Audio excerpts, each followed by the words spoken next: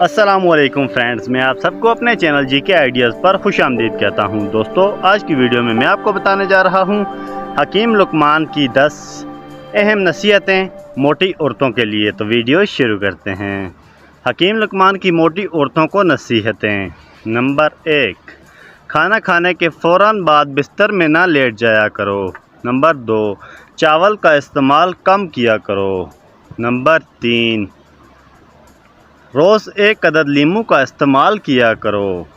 Number 4, सुबह निहार मुँह गर्म पानी में अदरक डालकर पिया करो। सुबह का नाश्ता बर वक्त किया करो।